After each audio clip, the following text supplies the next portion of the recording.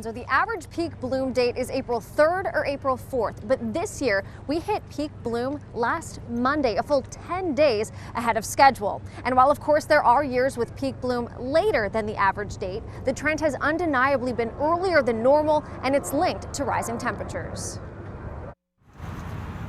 What we have seen over the last 100 years or so is both the average date getting earlier by about 6 days, while at the same time we have seen temperatures on the tidal basin increase a statistically significant 2.4 degrees. Mike Litterst got his start with the National Park Service back in 1983 as a volunteer in high school. It was the most fun job I ever had. And he's seen firsthand the hardships the historic cherry blossoms have gone through. Acid rain at that time was actually something that we were dealing with and concerned with as far as the monuments memorials, but rising sea level and climate change wasn't anything that was on anybody's radar.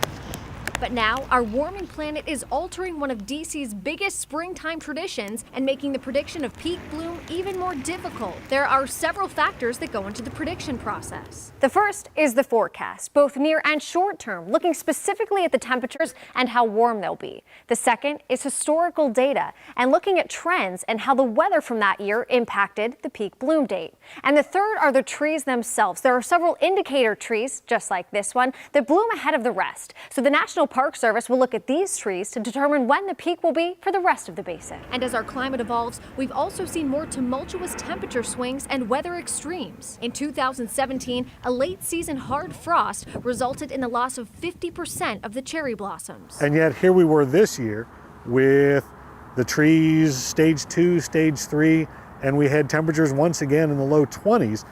Fortunately, the trees weren't quite far enough along for that to create a problem, but there twice in the last 5 years, we've seen those wild temperature swings threaten the blossoms. But rising temperatures are only part of the equation when it comes to threats along the tidal basin.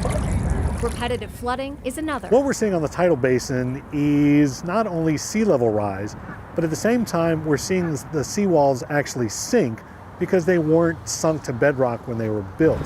The walking trail was moved farther inland in the late 90s, and since then, the degree and frequency of flooding has increased. And for parts of the tidal basin, that means twice a day, every day, the brackish water of the tidal basin overflows the banks and inundates the roots of the cherry trees.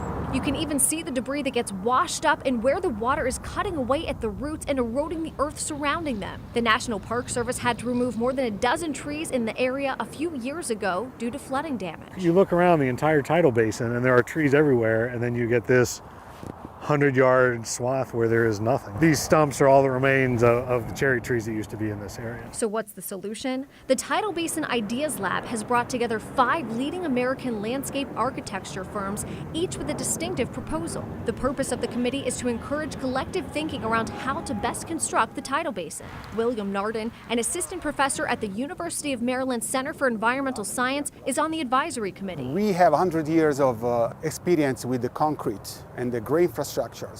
What we are doing as a scientist now is try to develop tools for all engineers to be able to design in a more natural way. So this is the challenge right now, and we are working on it. We are doing a lot of designing, and we are doing a lot of monitoring to understand if we design in the correct way. So it's really now a new science.